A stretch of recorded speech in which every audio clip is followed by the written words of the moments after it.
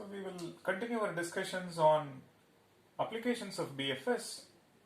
So we saw that cycle testing, odd cycle testing, even cycle testing, test for treeness and test for connectedness can be performed using BFS. So connectedness definition says G is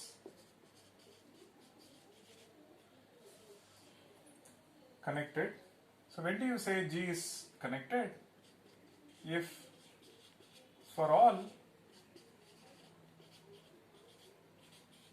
pairs of vertices, say u comma v, there exists a path connecting uv in G. If for all pairs of vertices u comma v and there exists a path between u and v in G, then G is connected. Correct? And if there exists a pair for which there is no path connecting u and v, then G is disconnected. So if there exists a pair u comma v such that no path of u comma v implies G is disconnected or G is not connected. If you just apply this definition, we get to answer this question. For example, this graph is connected, say G1 is connected. Reason, look at any pair, there exists a path. Let's look at this graph. These two together is G2.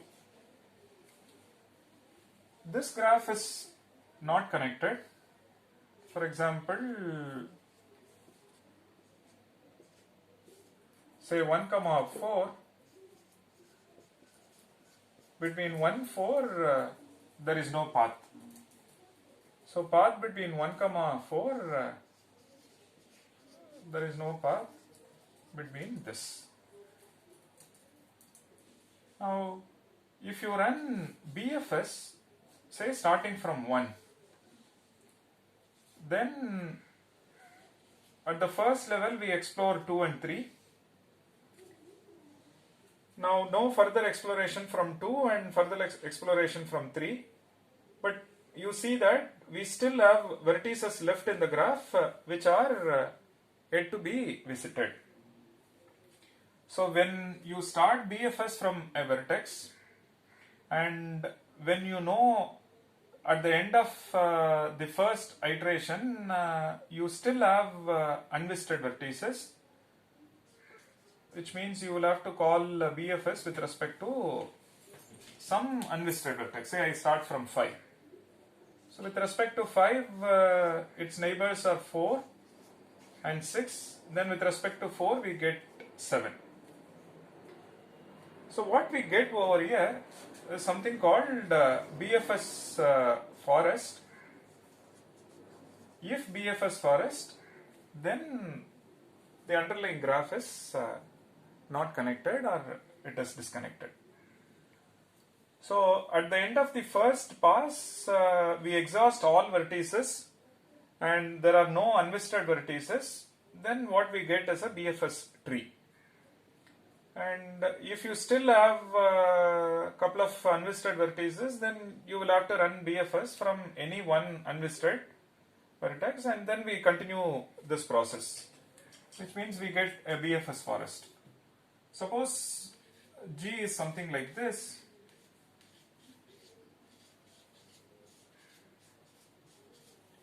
And all 3 is G3. Now we will get one BFS tree with respect to this. That's precisely this. For this we get this as the BFS tree. For this one, this is the BFS tree. So what we get over here is BFS forest, which means the underlying graph is disconnected. Now all of this can be answered using BFS. There are a couple of other applications. The next one is test for bipartiteness, whether G is, the given graph is bipartite or not. After that, something called test for two colorability. Okay, and things like this can be answered using BFS, which we shall see next. Let's define bipartite graph.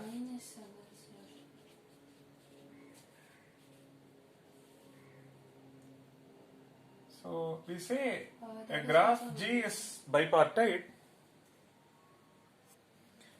We say a graph G is bipartite if G can be partitioned into two sets, V1 and V2, such that each edge u comma v is between V1 and V2. So essentially V1 and V2 are independent. So G can be partitioned into two sets, V1 and V2, such that this one is independent, meaning there are no edges inside, and this one is also independent, and if there are edges, then each edge is from one endpoint is here, another endpoint is here. So something like this. Okay.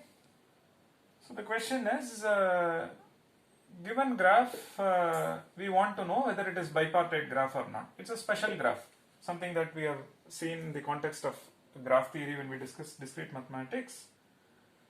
So let's look at this graph. Now we want to know, is this graph bipartite? If there exists a bipartition, right? So we have to come up with a bipartition, right? So let's look at V1 and V2.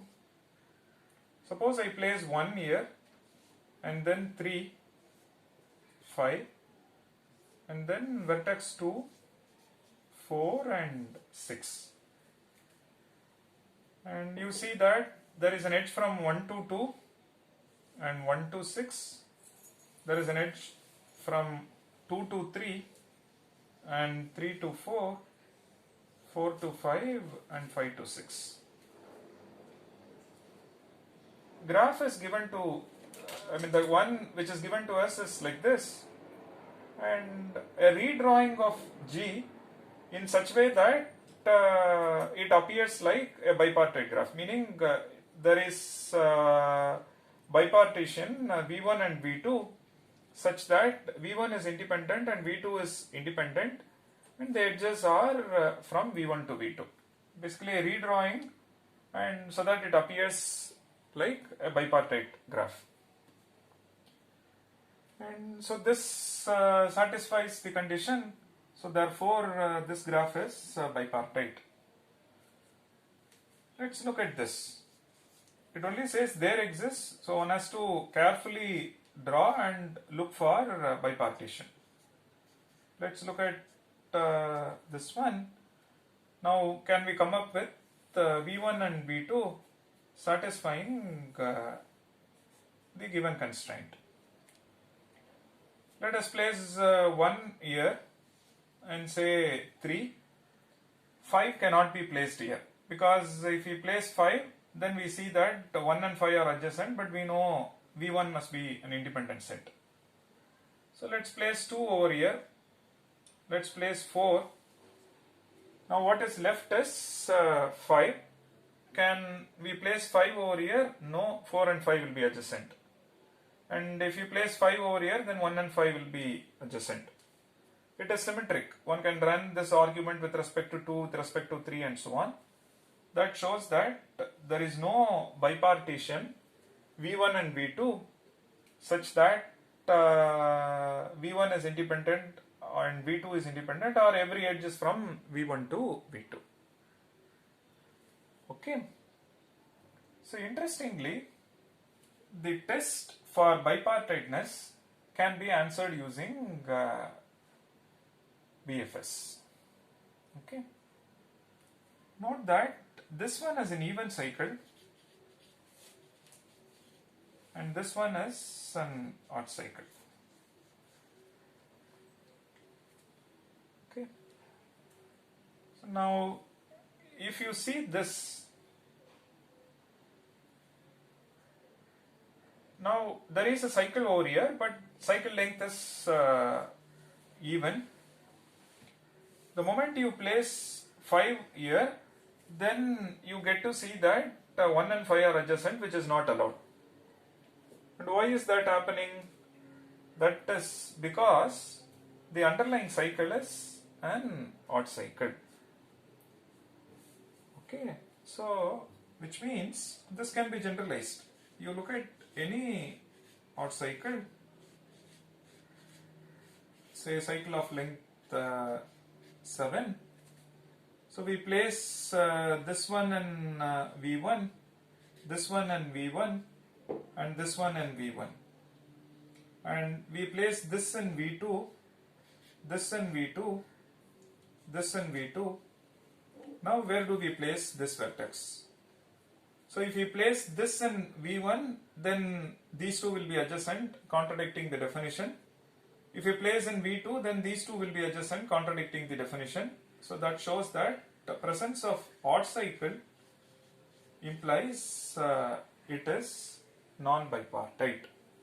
In fact, there is a famous characterization which we have seen as part of graph theory course. So that says G is bipartite if and only if G is odd cycle free. So we are using this structural result for algorithmic purpose, meaning we use this and answer the question whether a given graph is bipartite or not. Since we know test for odd cycle free can be answered using BFS just by looking at the cross edges, this implies that test for bipartiteness can also be answered using this. Fine, so run BFS and check are there cross edges, and in the missing edge set, if that is the case, then implies that graph contains odd cycles, implies G is non-bipartite. So what the test is, run say BFS and check for cross edges in missing edge set. So if S implies odd cycle, which implies that the underlying graph is non-bipartite, and no cross edges implies odd cycle free, implies graph is bipartite. Okay. There are other questions, something called two colorability. So it's something like this. Let's assume a bipartite graph is given to us with bipartition V1 and V2, and there are vertices in V1, there are vertices in V2, and the edges are between V1 and V2. Okay, so we want to do something called coloring. So coloring of G, in particular something called proper coloring. What is this proper coloring of G is we want to color the vertices, color V of G such that adjacent vertices receive different colors. And what is that we are interested in, or interested in kind of optimizing something? Use minimum number of colors. If you see this as an optimization question, you can simply color using n colors. There are n vertices. For each vertex you give one color. That is a proper coloring. And because adjacent vertices receive different colors, so naturally we want to optimize the number of colors used, so we ask for minimum number of colors. And for bipartite graph, one can do with say just two colors. You color this with blue, all vertices in V1 it is colored using blue, and the one in V2 use red. Now we see that adjacent vertices, this endpoint is blue, the other endpoint is red, and there are no edges inside. So two colorable implies bipartite, bipartite implies two colorable. Or put it in other words, G is two colorable if and only if G is bipartite. So again, testing for two colorability is same as testing for bipartiteness. Testing for bipartiteness is same as testing for odd cycle freeness, which means using BFS one can answer whether a given graph is two colorable or not. And this can be generalized. So for example, bipartite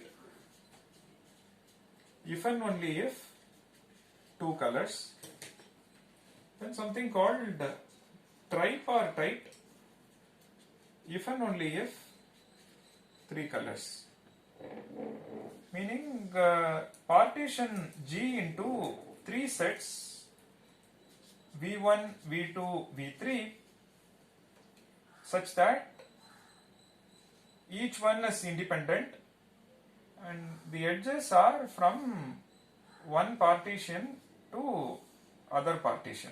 So something like this. There are no edges inside V1, no edges inside V2, no edges inside V3. If at all there is an edge, it is from Vi to Vj, and I and j are different.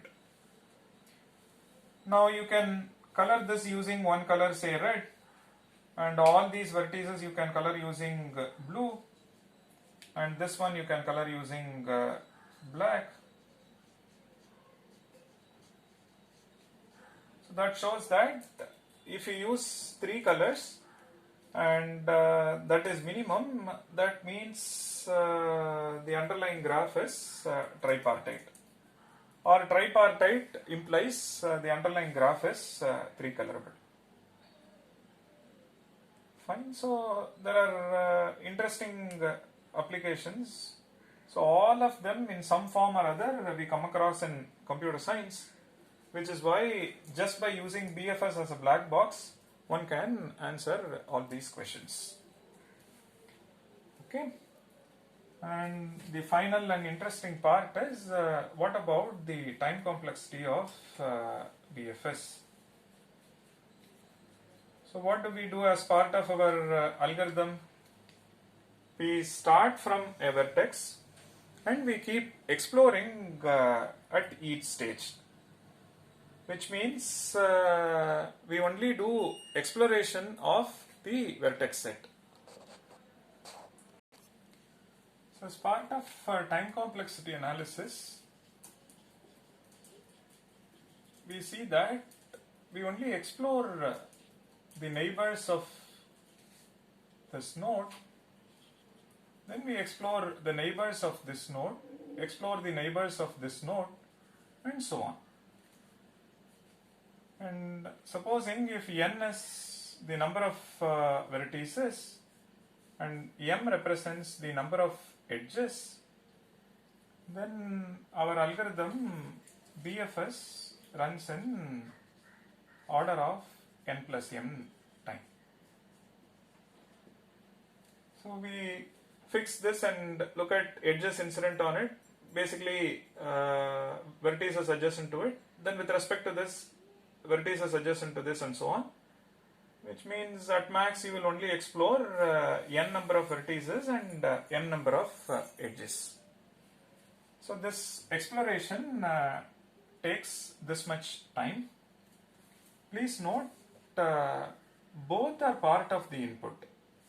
Both n and m are part of the input, because for graph theoretic problem we are given n vertices and m edges, unlike array where only one parameter, input size. Over here input size represents both vertices and the number of edges. So both are part of the input, which means this one is linear in input size. Okay, and further we know that number of edges is order of n square, because number of edges is less than or equal to n into n minus 1 by 2, and this one is order of n square. Suppose we rewrite this as a function of just one parameter. Okay, then this one is order n square, this one is quadratic in input size, where n represents the number of vertices. If you use both n and m, then it is linear in input size. But if we rewrite and work with just n, then it becomes quadratic in input size. Fine.